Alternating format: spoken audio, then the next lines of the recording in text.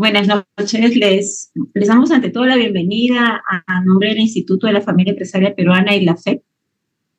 Somos una asociación sin fines de lucro que integra profesionales de diversas especialidades con un solo objetivo, el desarrollo de la cultura de la empresa familiar peruana.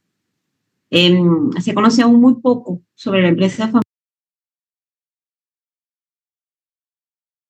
familiar y lamentablemente muchos empresarios aún no se ven ni ven a sus empresas como empresas familiares y pierden la oportunidad de potenciar las ventajas competitivas únicas que agrega la presencia y el involucramiento de la familia propietaria. Nosotros somos el capítulo Perú del Instituto Latinoamericano de la Empresa Familiar, que está presente en otros 8 países de la región, con el único objetivo de poner las mejores prácticas al servicio de las empresas familiares y de las familias empresarias, para ayudarlas a su fortalecimiento, su profesionalización y con ello no lograr otra cosa que contribuir al desarrollo de nuestras economías. En agosto del año pasado nosotros iniciamos una serie de conversatorios mensuales que cuentan con la participación de consultores y consejeros de empresas familiares para hablar sobre diversos temas necesarios para el fortalecimiento de las familias empresarias. En nuestro conversatorio de enero conversamos sobre el protocolo y reflexionamos sobre cómo este debe ser hecho a la medida de cada familia, de lo que quiere, de lo que puede y debe hacer, ¿no? Entonces los temas y preocupaciones serán distintos según el tamaño, la realidad de la familia, de la empresa, según la etapa en la que se encuentra la familia y la empresa, ¿no? En esta ocasión nosotros vamos a conversar sobre los desafíos que enfrenta una empresa familiar en sus primeros años de vida. Vamos a empezar presentando nuestro panel.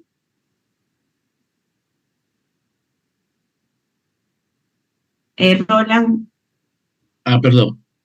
Para pasar la diapositiva. Ahí está.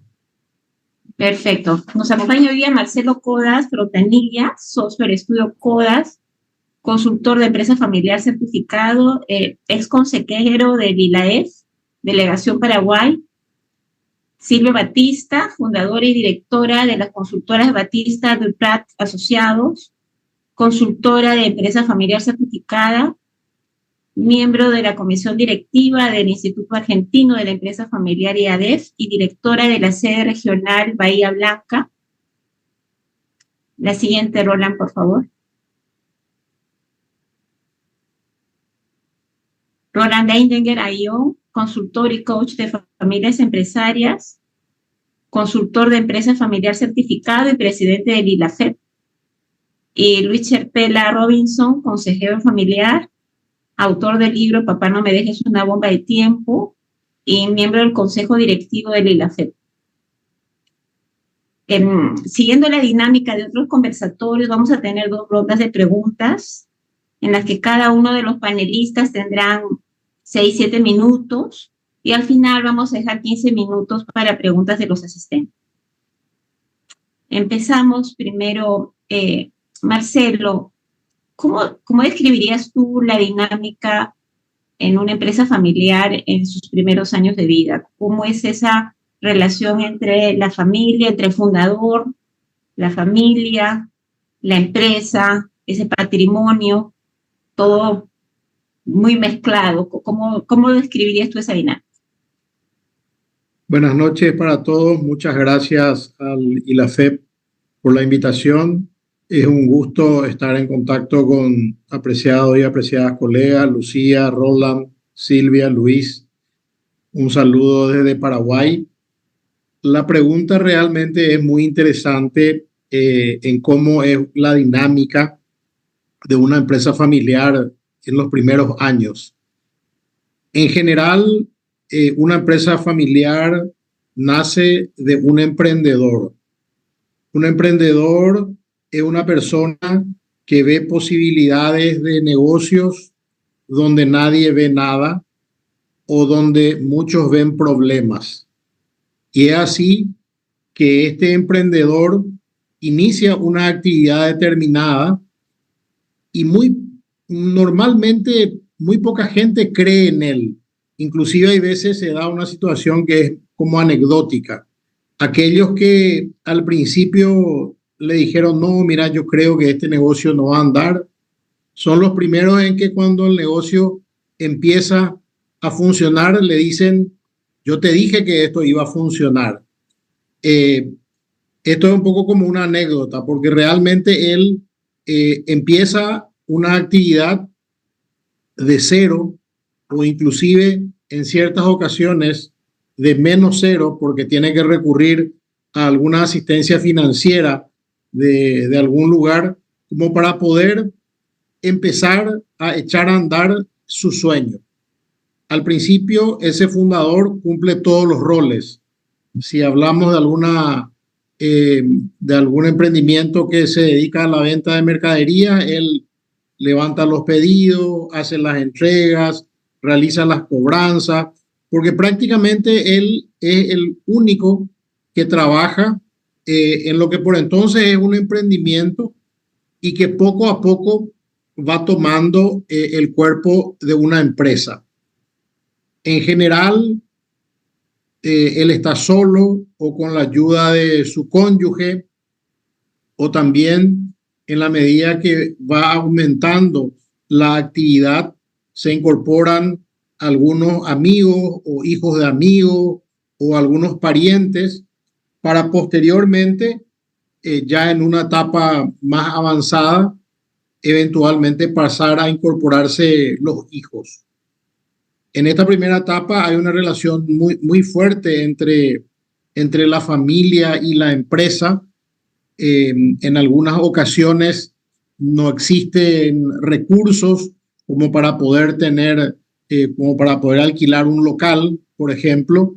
Entonces, la empresa funciona en la misma casa del fundador o de los fundadores. Desde el punto de vista económico o financiero, hay una mezcla total, al principio sobre todo, entre la caja de la empresa y la caja de la familia. Gastos que son de la familia se pagan con fondos de la empresa y gastos que son de la empresa se pagan con fondos de la familia. Lo que ocurre es que realmente en esta primera etapa el fundador lo que busca es tratar primero de que su emprendimiento surja y que luego se vaya consolidando en el tiempo. Entonces no tiene ni tiempo ni recursos económicos para abordar otros temas, temas, mejor dicho, que son muy importantes, que van a poder ser abordados en el futuro conforme el negocio vaya prosperando.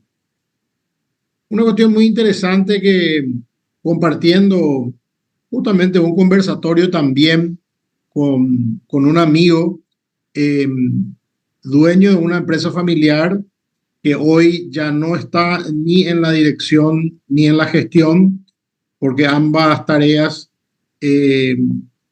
están encargados sus hijos. Él sí sigue siendo propietario, sigue siendo accionista. Y decía algo interesante, una mirada no necesariamente tiene que ser de la manera que voy a decir, pero él mencionaba que el fundador, cuando empieza un emprendimiento, no necesariamente lo hace con la idea de crear una empresa familiar. Lo que él hace fundamentalmente es llevar adelante su sueño, llevar adelante su idea, y que posteriormente se va transformando en una empresa y más adelante en una empresa familiar. Haciendo un poco como un redondeo, lo que podemos decir que en esta primera etapa de la empresa familiar, la empresa y la familia están muy ligadas, tanto en sus actividades como en sus respectivas cajas o manejo de fondos. Buenísimo. Mira, lo que has dicho tú es tan interesante, ¿no? Realmente es un fundador que tiene un sueño, una idea y qué atributos debe tener este fundador para que ese sueño realmente deje de estar, al que, como bien dices tú, muchas veces tiene la resistencia de muchos, inclusive cercanos a él, que él pueda transformar ese sueño en una semilla que conforme pasa el tiempo se convierte en una empresa familiar. Roland, ¿tú cómo describirías ese fundador para que pueda impulsar ese emprendimiento, ¿no? Con Bueno, futuro. lo que yo creo que sobre todo, a ver, muchas veces comienza la empresa por una necesidad, por un sueño, y ni siquiera piensa que es una empresa familiar, ¿no? Lo hace solo.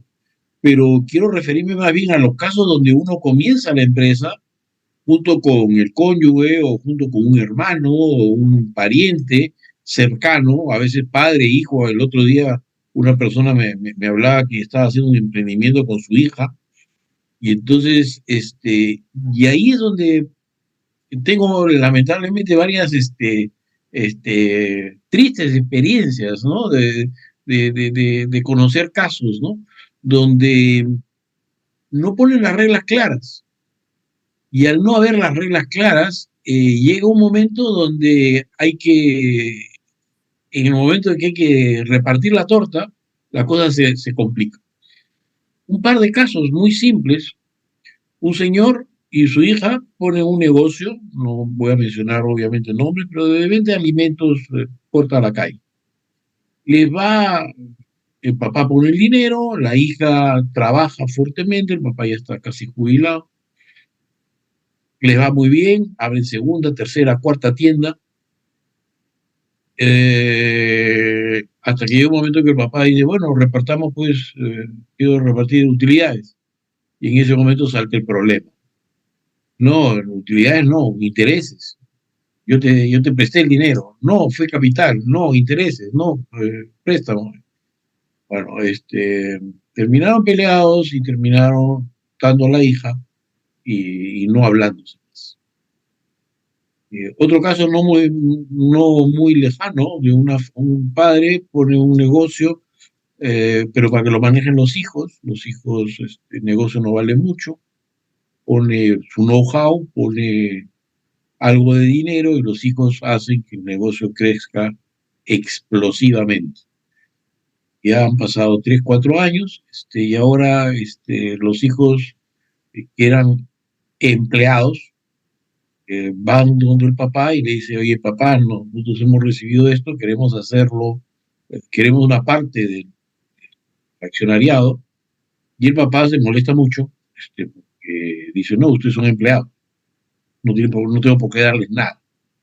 Aparte de situaciones, lejos personal, no desagradable. Terminado, bueno, peleados, la última vez que hablé con ellos hace un mes me dijeron, ya no nos hablamos. Entonces, esos son esos emprendimientos tristes, historias tristes, y todo porque no se pusieron las reglas claras desde un comienzo. Porque presuponíamos que todos íbamos a trabajar juntos, presuponíamos que ya no vamos a dividir los dividendos o las utilidades, nos las repartimos de alguna manera, donde cada uno después reclama su mayor esfuerzo o mayor mérito para haber logrado el éxito que están teniendo, y se presentan estas situaciones tristes. Y ahí la recomendación, bueno, básicamente es pongan las reglas claras, ¿no? Sobre todo cuando son padres e hijos, ¿no? Donde unos ponen por lo general el capital y otros ponen por lo general el capital y la experiencia, y los otros ponen básicamente el espíritu y el esfuerzo juvenil, ¿no?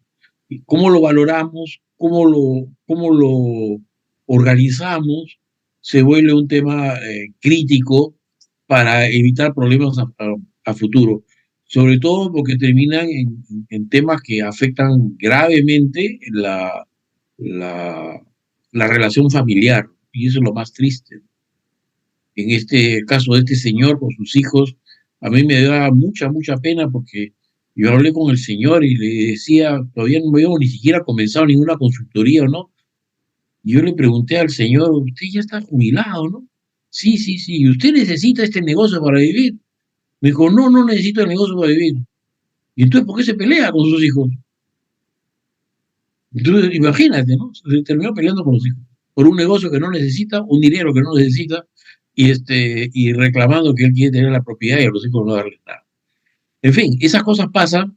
Ahí quizá el fondo es algo como siempre Lucía dice, y me parece muy bien, valores, ¿no? ¿Cuáles son los valores personales que te mueven? ¿Cuáles son los valores que en el fondo traes ahí en el corazón, que son los que te empujan hacia adelante? Y ese caso en especial es muy triste, creo que hay una falta de valores de parte de varios miembros de la familia. Es un reto. De acuerdo contigo, sobre todo que lo primero que hay que cuidar es que este primer emprendimiento no ponga en riesgo lo más valioso de una familia, su unidad, ¿no?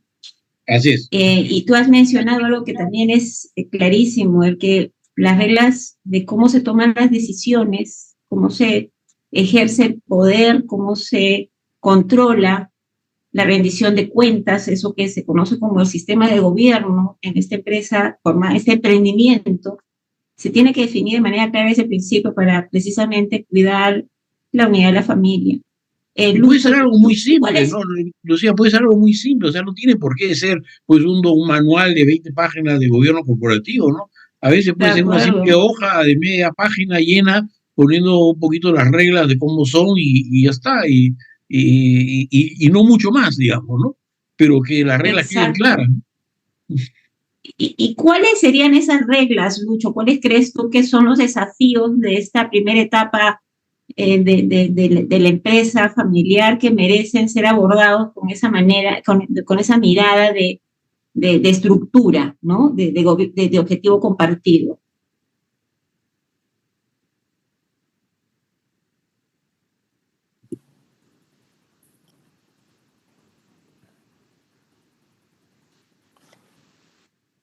¿Mucho? Sí, perdón, sí, estaba. A ver, yo también voy a poner el caso un poco de lo que me comentaba Rola, ¿no? Un caso de un proyecto empresarial que es iniciado por una familia, ¿no? Hermanos. Que empezó pequeño, ¿no? Como la mayor parte de los emprendimientos. Está creciendo en forma normal, ¿no? Está superando lo que yo llamo el valle de la muerte, ¿no? Los primeros. Depende del negocio, hay negocios que a veces que crecen exponencialmente, ¿no? Pero muchas veces hay lo que se llama el Valle de la Muerte, los primeros 5 o 8 años, donde muchos de los negocios no pasan de ahí. ¿Qué aspectos considero que es importante? Como a mí me gusta responder un poco con casos, este era un caso de cuatro hermanos que ponen una cadena inicia con un restaurante, ¿no?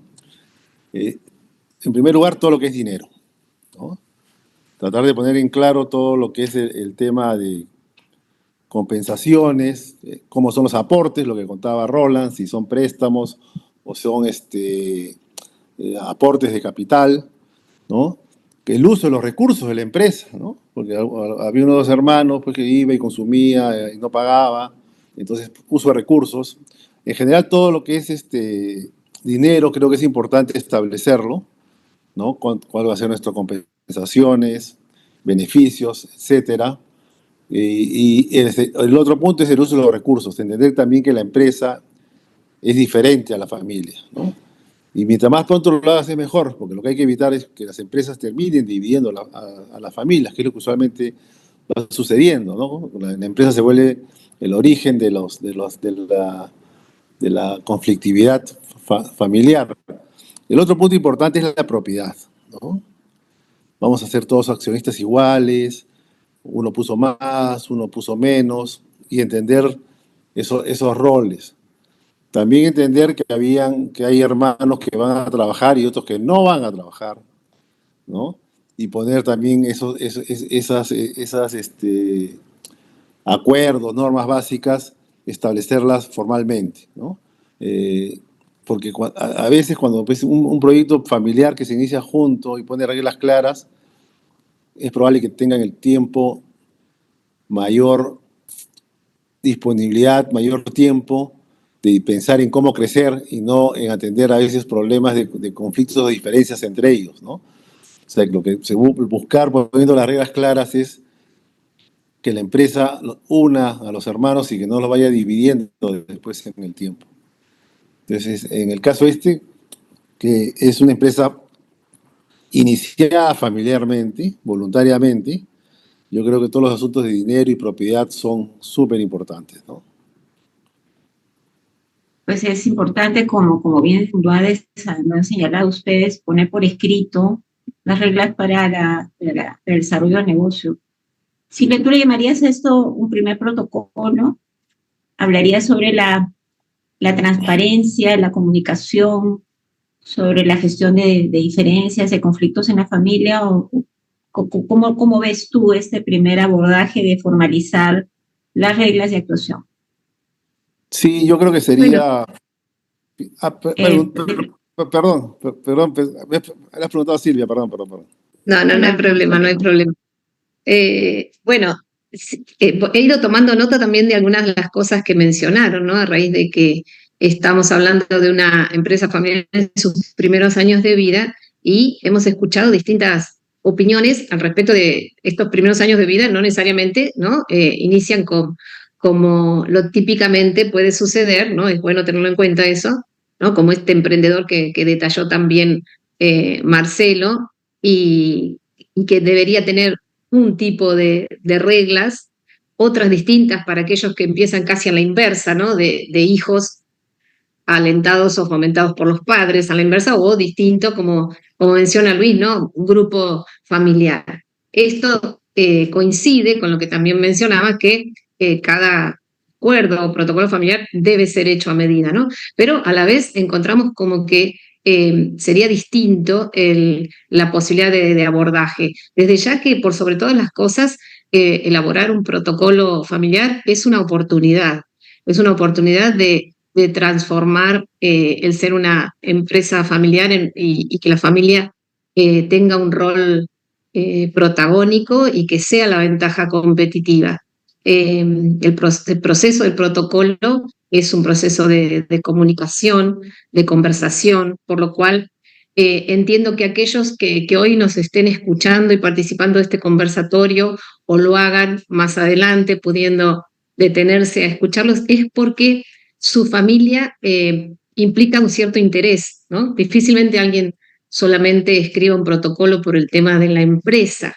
Indefectiblemente la familia va a estar involucrada y si bien esa primera motivación es poner normas o reglas o políticas, el proceso se inicia un poco con describir esto que hablábamos que es lo determinante, los valores, ¿no?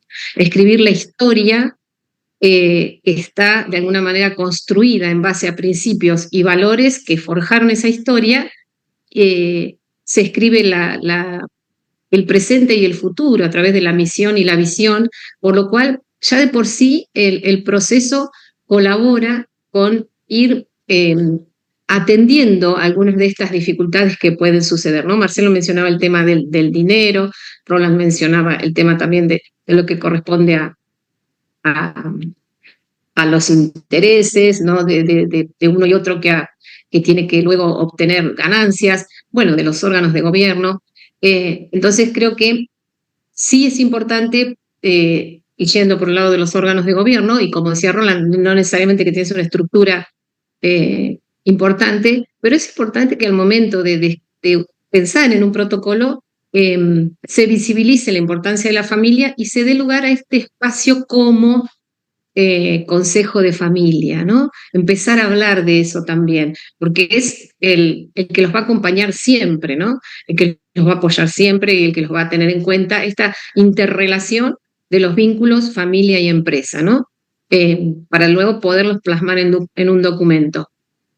Entonces, los temas que mayormente se consideran, y también menciono dos casos, dado que lo han hecho y es de alguna manera muestra los intereses de las personas. Las familias, a quienes me ha tocado acompañar, cuando los hijos son adolescentes y se han motivado a escribir un protocolo, bueno, parece más difícil porque hasta ese momento no hubo conflictos o no hubo estas dificultades que estábamos mencionando, pero creo que estos primeros años también hacen posible que este instrumento sea utilizado como una marca que los va a guiar, una hoja de ruta, y eso se transforma en algo muy interesante, ¿no? Desde ya que los temas que van en esos primeros esbozos de acuerdo tendrán que ver justamente con eso, con el trabajo de los miembros familiares, cómo deberá ser su ingreso,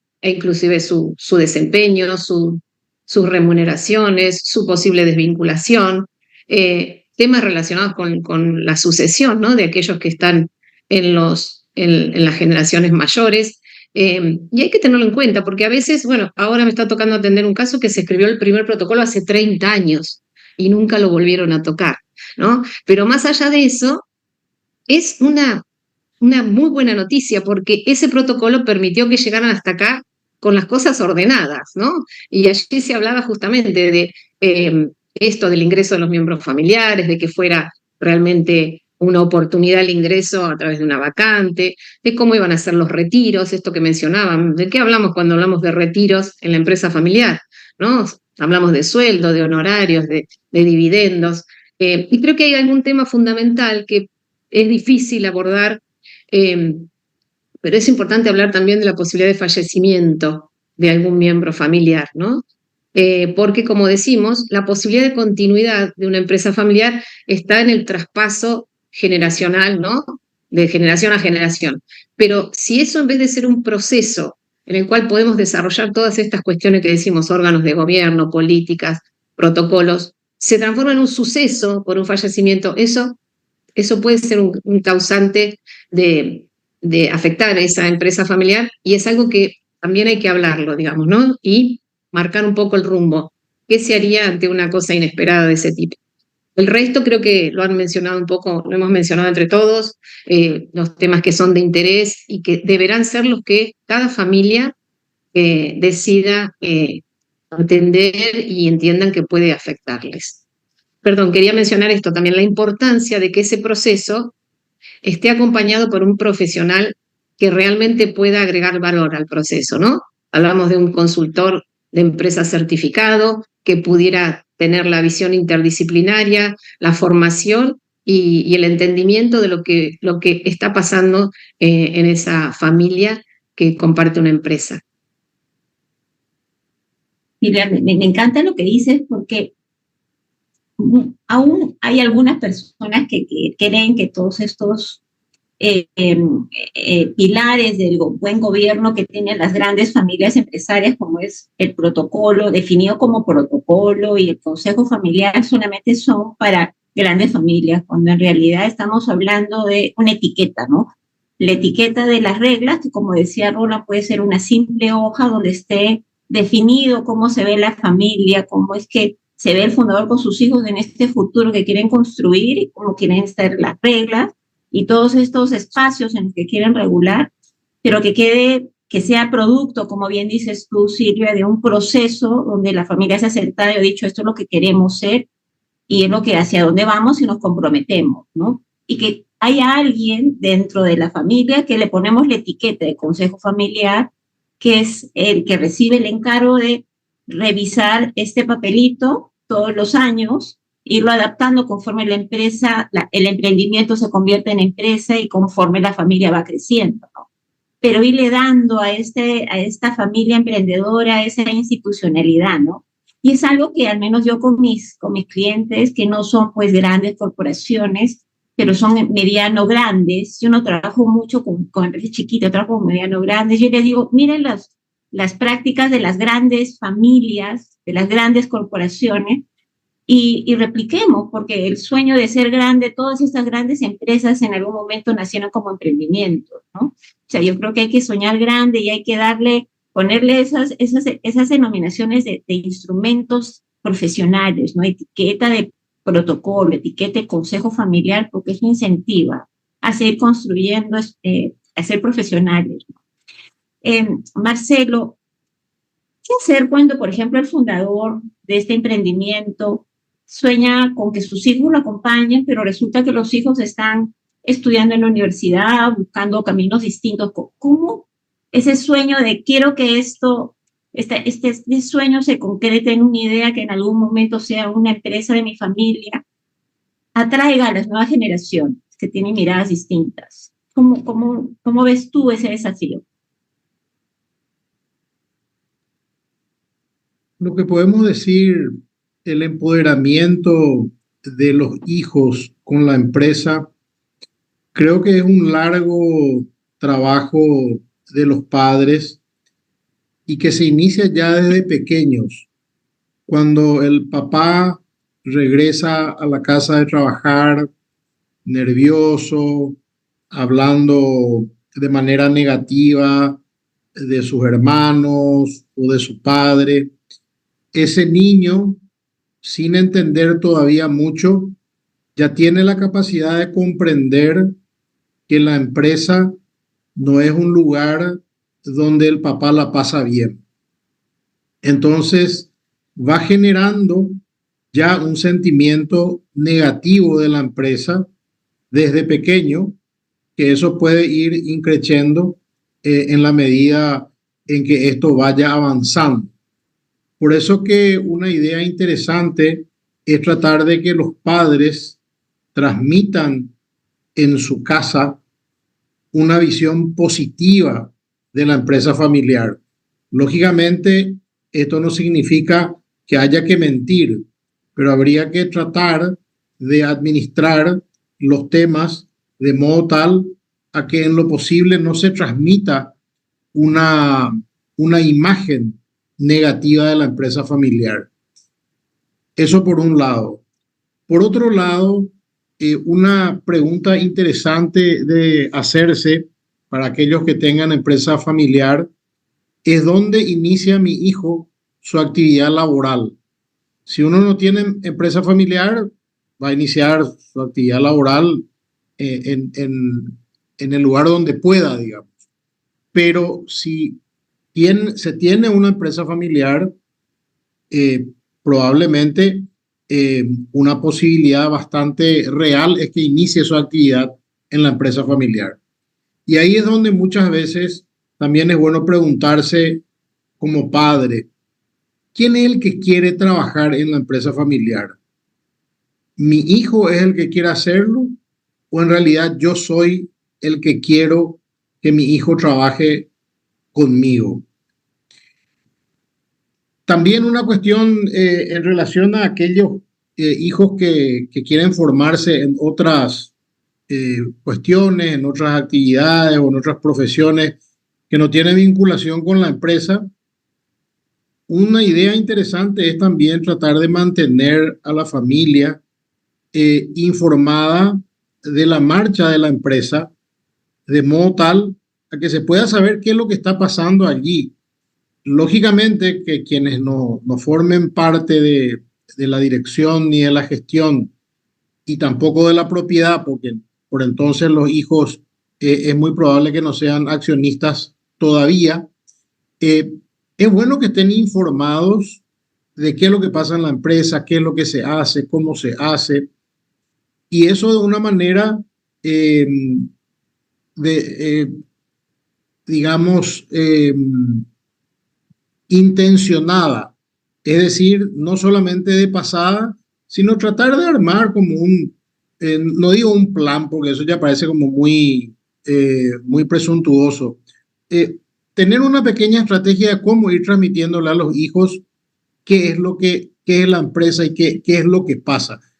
Porque si nos ponemos a pensar, el rol de accionista o el carácter de accionista se adquiere por la vía hereditaria, por lo cual si una empresa trasciende en el tiempo, va a llegar un momento dado en que los hijos se van a incorporar a la empresa, aunque no en la dirección o aunque no en la gestión, se van a incorporar como accionistas y es bueno que tengan conocimiento de qué se hace, cómo funciona, es decir, que tengan conocimiento de la empresa. Y finalmente una cuestión que quería decir con respecto a esto es que muchas veces se piensa que la única manera de incorporarle a los hijos a la empresa es que empiecen ya trabajando, que su primera actividad sea la de incorporarse ya a la empresa. Si bien parecería que esa es como la más habitual o la más fácil, habría que pensar también en otras alternativas y en el respeto a lo que quiere hacer mi hijo y eventualmente el hecho de que él no empiece trabajando en una empresa familiar no significa que en un futuro no lo haga, ya sea de la dirección o de la gestión, y especialmente con el rol de accionista que, como decía antes, necesariamente va a acceder al mismo por vía hereditaria. Es cierto lo que señala. Mira, hace unas 3 semanas tuvimos a Bruno Carvajal, del gran grupo Carvajal colombiano, y ellos invierten mucho tiempo y dinero haciendo que los niños, como él dice, nosotros les sembramos la ilusión y el compromiso a los niños con su empresa, ¿no? Entonces, esa práctica es replicable en cualquier trabajo, en cualquier tamaño de empresa y con mayor razón en lo que tú mencionas, en los primeros años, porque es muy fácil sembrar ilusión de una empresa que genera utilidades y que es una empresa rentable, pero el desafío de sembrar ilusión de un negocio que recién está eh, emergiendo y que muchas veces pues son los años más difíciles, donde todo el dinero de la familia se reinvierte en el negocio, ¿no? Entonces es un desafío el sembrar, como replico yo a Bruno, la ilusión y el compromiso de los hijos en estas primeras años de vida de la empresa, ¿no? Roland, tú me mencionabas el tema de los valores, ¿no? Te hago la pregunta a ti ahora, ¿cuáles son los valores que crees tú que son importantes en estos primeros años que ayudan a que la empresa se pueda convertir en una empresa familiar que comprometa a la familia, ¿no? Bueno, primero yo creo que es un claro valor que es el compromiso, ¿no? Porque en esta etapa inicial, como bien dijo alguno de los presentes, hay que hacer todo, ¿no? Hay que trabajar, hay que sacar el producto, el servicio, hay que ser cobrador, hay que ser vigilante, hay que ser el facturador, hay de todo, ¿no? Entonces, para eso se requiere muchísimo compromiso, ¿no? Quizá ese es uno de los valores que uno tiene que poner y pensar de que hay que dejar todo de lado para que esto salga adelante, ¿no? Y muy claro en que esto hablando de empresa familiar en el sentido de que son dos hermanos o padres e hijos que arrancan juntos, ¿no? Tener claro el valor de tener muy claro cuál es la responsabilidad de cada uno y cuál es el aporte de cada uno, ¿no? Y eso es algo que tiene que estar muy bien establecido desde un comienzo. Y bien lo que dijo Enrique Marcelo me gustó mucho porque yo también tengo respecto a cómo comprometer después a la siguiente generación, ¿no? Claro, uno llega a casa, se quiere relajar y suelta todas las cosas difíciles que pasaron en el día y los chicos escuchan, ¿no? Y le escuchan como diría el Chavo del Ocho, sin querer queriendo. Tuve un caso muy curioso de 3 hermanas que eran la segunda generación y que andaban perdón, 3 primas, me corrijo, 3 primas que estaban muy peleadas entre ellas, ¿no?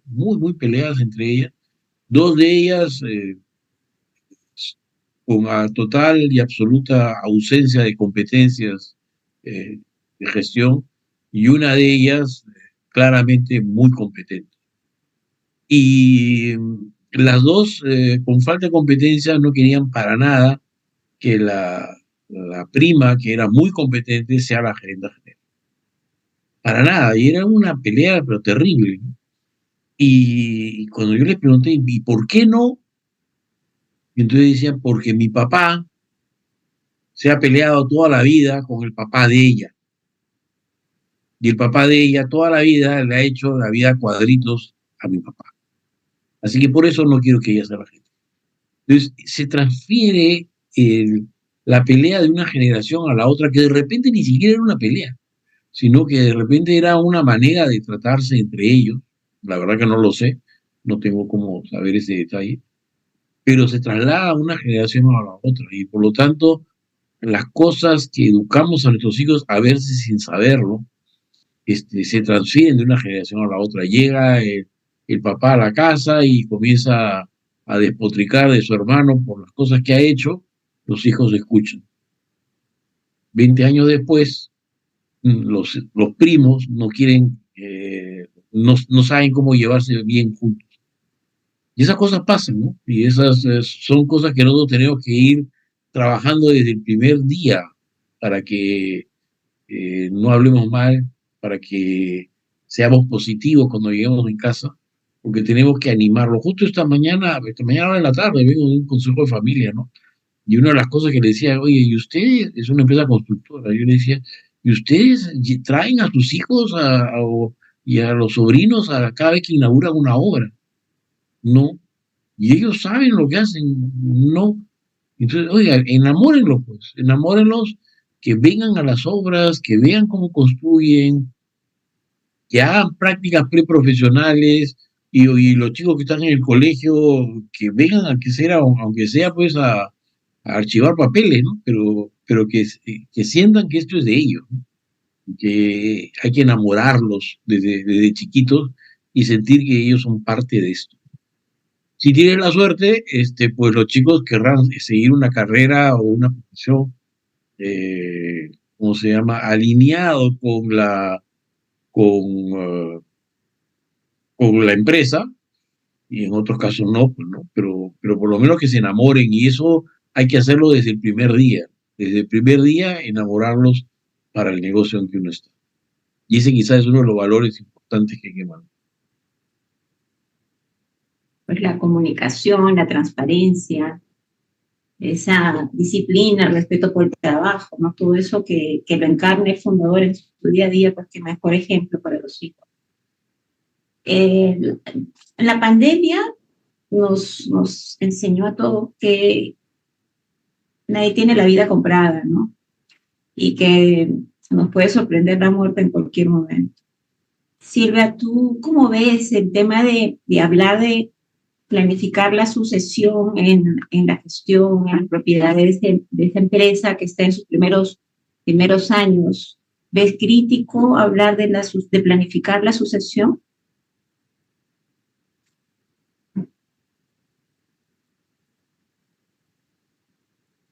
Bueno, siempre teniendo en cuenta esto que hablamos de empresas con poco recorrido, ¿no? Donde han atravesado ese primer tiempo de consolidarse de emprendimiento de la empresa, es difícil que suceda, ¿verdad? Es difícil que alguien esté pensando en la sucesión, aunque los hijos estén cercanos a quizás ocupar puestos en la empresa, etc.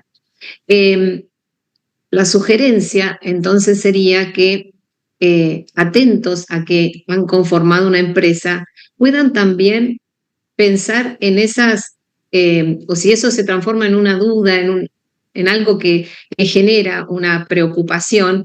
Bueno, la ocupación para que eso deje de ser una preocupación sería identificar todo lo que tiene que ver con la gestión del talento en los miembros familiares de una empresa familiar. Es un tema que me apasiona, que creo que es el diferencial, ¿no? Advertir que todos los talentos de los miembros familiares van a tener un lugar en la empresa, ¿no? Como veníamos diciendo, ya por el solo hecho de ser miembros de la familia, pero en algún caso algunos ocuparán lugares de dirección, porque ya ni siquiera de gerencia, ¿no? Todos sabemos que los miembros familiares que ingresan casi en su totalidad llegan a la dirección. Y entonces hay, obviamente, al accionariado. Entonces, pensando en que ese sería el camino natural, identificar las herramientas que hacen a esa organización, ¿no es cierto? Identificar un organigrama, identificar descripciones de puesto.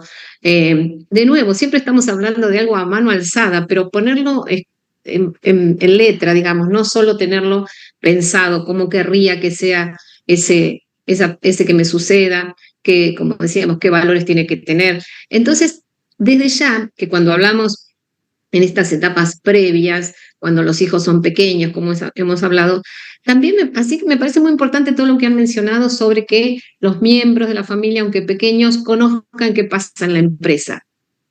Creo que también es una oportunidad esto, ir identificando cuáles son los talentos que hay en la familia y que sean comunicados a la empresa, digamos. También la empresa se informe de qué les interesa a esos niños, jóvenes. Es decir, estamos hablando de la preparación remota a esos futuros miembros de la organización.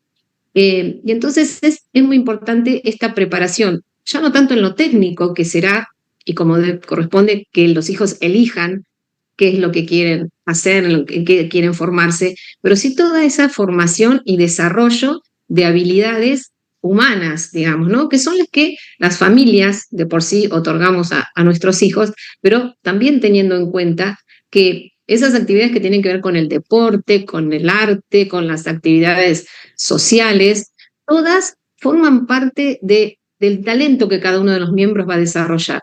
Y ahí empieza también a vislumbrarse, como decimos, no solo la capacidad técnica, sino todo lo que va a permitir desarrollar y transformarlos en líderes, en personas con habilidades interpersonales, con buena comunicación, como decías, Lucía, capacidades que tengan que ver con gestión de conflicto, ¿no? A ver, pero bueno, pero la gestión del conflicto en los niños, en los adolescentes, pues eso viene de la mano del deporte, viene de la mano de actividades, como decimos, en conjunto con otros, donde a eso se enfrentan niños y jóvenes, y hablamos de esto, ¿no? No pensar, oh, bueno, ahora están entrando los hijos, ¿y cómo hago para que se transformen en el gerente que deseo? Creo que eso empieza mucho antes, y entonces también tenerlo en cuenta. Aunque parezca incipiente, no estaríamos haciendo nada que va en contra de la naturaleza de la formación de un niño, pero sí tener en cuenta que a la larga son aquellas cosas que van a nutrir ese puesto que algún día ocupen en la empresa familiar, que como decimos, excede enormemente lo que tiene que ver con lo técnico.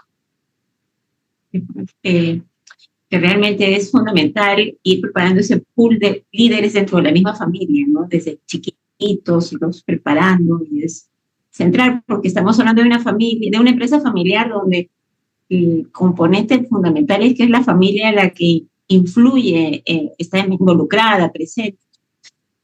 Es indispensable tener esa preparación de los futuros sucesores, ¿no? Identificados dentro de la familia desde chiquito. Y desde el punto de vista patrimonial, Lucho, en estas empresas familiares, en sus primeros años, donde todo el dinero, todo lo que, las pocas utilidades que se van generando, se van reinvirtiendo, y el patrimonio de la familia está metido dentro del patrimonio de la empresa. ¿Cómo planificar que ante un evento, por ejemplo, la familia no quede descubierta? ¿Tú ves espacio acá de hablar del testamento, de planificar en algún momento ir retirando algo para dejar a la familia también protegida y no todo metido en un mismo saco? ¿Cómo ves tú el tema? A ver, sí, difícil generalizar un poco la respuesta, pero yo creo que siempre en estos procesos los empresarios tienen que ponerse en las situaciones indeseadas o indeseables, ¿no? Que les pueda pasar algo a ellos.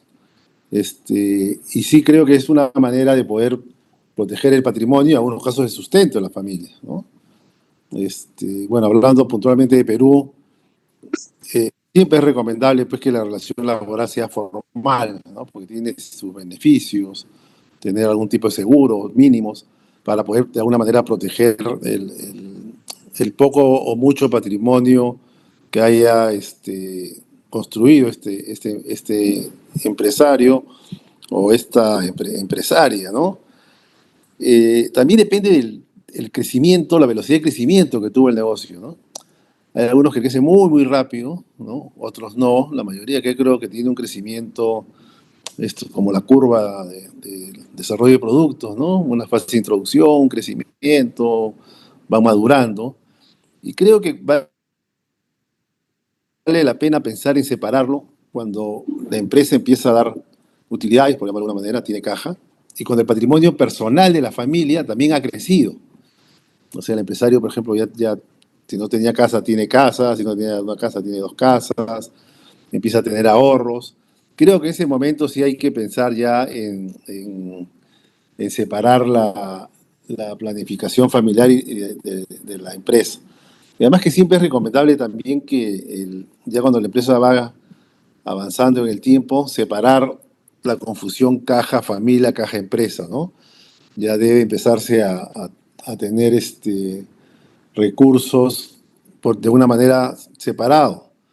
Eso es algo que cuesta mucho, ¿no? A veces los empresarios utilizan la empresa como una fuente de meter gastos que son de la familia, ¿no? Y sí, claro, dicen, porque eso paga menos impuestos, qué sé yo, pero que parezca mentira, eso también es transmitir valores a las siguientes generaciones, ¿no? O sea, ellos salen con los hijos a comer y el domingo comen todos y pasan la factura a la empresa, construyen la casa y le meten todos los gastos a la empresa. Y aunque parezca mentira, empiezan a formar valores, ¿no? Porque es un tema que creo que todos coincidimos que es importante para la sostenibilidad del negocio, el tema de los valores, y eso se transmiten con el ejemplo. Entonces, actuar correctamente, aunque nadie nos mire, es una buena práctica, ¿no? Entonces yo creo que ese asunto es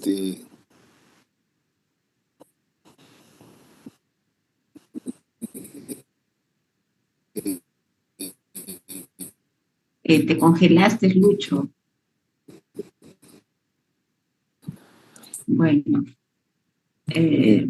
No le pasó.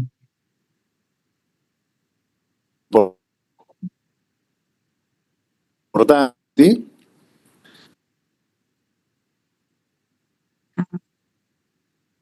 Bueno, Se yo cortó creo la que señal. Se así. cortó la señal, disculpa. No, no hay problema. Acá Sí, te escuchamos de sí, nuevo. acá estábamos con problemas con la señal en todo el edificio. Entonces creo que vale sí la pena cuando se ha acumulado algún patrimonio, que lo haga la pena ya planificar, pero siempre hay que tenerlo en la cabeza, ¿no? O sea, si bien en los primeros años hay que buscar sobrevivir, porque muchos de los emprendimientos nacen de la necesidad de un empresario de cubrir gastos personales, gastos familiares, hay mucho hambre, lo que se llama, ¿no? Hambre por tener una mejor casa, hambre por tener un mejor carro, hambre por tener más plata en el bolsillo, hambre por tener mejor ropa. Ese es uno de los grandes motivadores muchas veces de los empresarios. Y también hay que inculcarle eso de una manera a los hijos, ¿no? Yo tenía conversando hace un par de años con un empresario que salió si bien toda su familia son ingenieros, pero salió de un estatus relativamente pobre, por llamarlo de una manera, ¿no? Y al tipo le ha ido muy bien, ¿no? Y pues sus hijos les pudo dar todo lo que él no tenía, que también yo creo que es un error, darlo sin mayor condiciones, por alguna manera. Y él me decía, yo le he quitado el hambre a mis hijos, ¿no?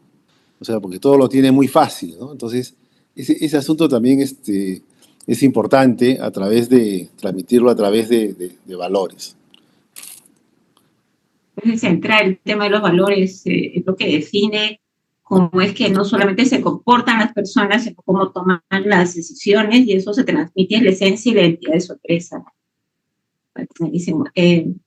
Uno de los temas que uno ve, que lo hemos escuchado durante todas las presentaciones, es que es este fundador que, como suele decir, lleva los 4 sombreros, ¿no? Es padre al mismo tiempo, es el accionista, es al mismo tiempo el que está pensando en el día a día, y que tiene muy poquito tiempo del mes para pensar en la estrategia de futuro crecimiento del negocio, el pensar en ese análisis estratégico del entorno, lo que hacen las grandes empresas porque tienen espacio y mano. ¿Cómo abordar ese tema de la estrategia de futuro? ¿En qué momento ayudar a este fundador a que se pueda abstraer del día a día, de apagar incendios, y se pueda sentar a pensar en temas de accionista, en temas del futuro de la empresa, que la empresa se pueda profesionalizar y construyendo poco a poco esas estructuras que le permitan a la empresa ser competitivo y rentable? Esta es una pregunta abierta para todos. ¿Qué opinan? El problema siempre es tratar de sacar al dueño de la empresa de la operatividad, ¿no? Es decir, está demasiado metido en el día a día y se le hace difícil mirar el mediano o largo plazo. Y la estrategia la tiene en la cabeza, pero no no la tiene, no la ha estructurado, no la ha hecho de una manera consciente, ordenada, profesional, ¿no? Entonces, y tiene ese reto de saber dejar ese día a día, bueno, no dejarlo, pero digamos, transferir parte de ese día a día a terceros para que, y salir de la operatividad, ¿no? Para poder pensar un poco más en ese largo plazo, ¿no? Yo siempre les digo, un buen gerente es el gerente que cuando se va nadie se da cuenta, ¿no? Un poco exagerado el comentario, pero digamos, pero en parte es así, ¿no? Es decir, eh, tú actúas, trabajas y todo sigue funcionando, sigue andando sin que tú tengas que estar ahí presente mirando cada detalle de lo que está pasando. Y entonces te da tiempo para pensar, tiempo para pensar, para mirar el futuro. Esas son cosas realmente importantes en una empresa. Quería comentar un poco de la mano de lo que dice Roland, porque inmediatamente que empezaste con tu consulta, Lucía, me vino a la cabeza una frase que trato de ver si la veo en las empresas, etcétera, que es algo que me dijo un fundador que ya no está, y que sus inicios y a donde llegó la empresa en 2 años cumple 70 años, está al frente de la segunda generación y ya está la tercera también allí trabajando. Pero su frase era crear el grupo humano. Silvia, empecé solo, pero mi siguiente acto fue crear el grupo humano, que fue acompañándolo y en quien pudo ir, como decimos, ¿no? Cediendo estas tareas, operatividad y el poder pensar esta empresa que ya va a cumplir 70 años, digamos, ¿no? Creo que se trata un poco de eso, de darse cuenta que uno mismo, si no, es el techo de esa organización.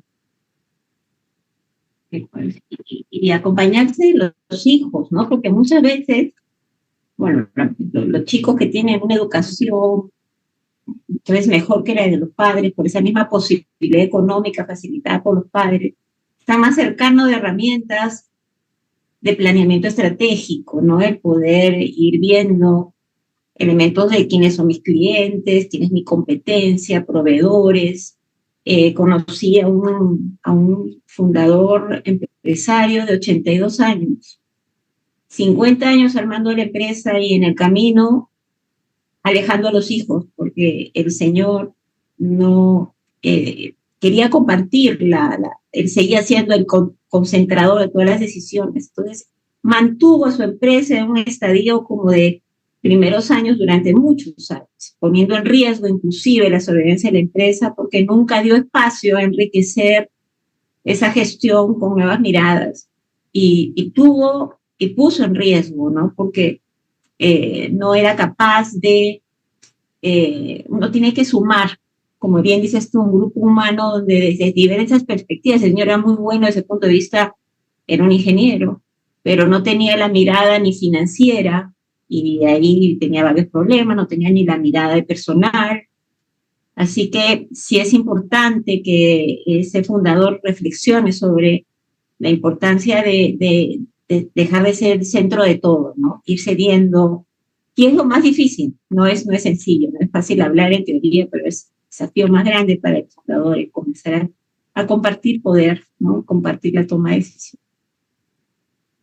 No sé si tienen algunas reflexiones adicionales sobre el mensaje que quieren ustedes dejar a esos fundadores en los primeros años de vida de sus negocios.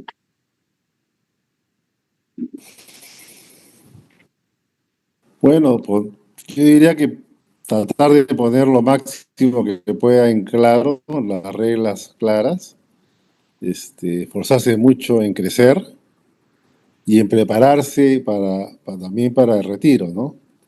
O sea, yo creo que el tema patrimonial también implica que cuando el fundador diga, si es que se piensa retirar, que esté asegurado económicamente para esos tiempos de retiro, ¿no? Porque eso es otro de los temas que a veces dificulta la sucesión, porque se mantiene todavía la dependencia de los resultados del negocio. Y acá viene otro tema que es importante, ¿no? Que es el fomentar. Lucho, se te fue el audio. No, sí, nada más, ese es mi comentario. Buenísimo. Yo creo que también voy a agregar un poquito sobre el tema de la planeación de la sucesión en el testamento, ¿no? ¿Cuántos casos de fundadores que no han dejado un testamento y han dejado sumida a la familia en un proceso de sucesión intestada, ¿no? Donde no hay claridad y más aún si todo el patrimonio de la familia está en el negocio, ¿no? Y no hay claridad de qué y quién queda con qué, ¿no? Y es una de las razones por las que muchas veces las empresas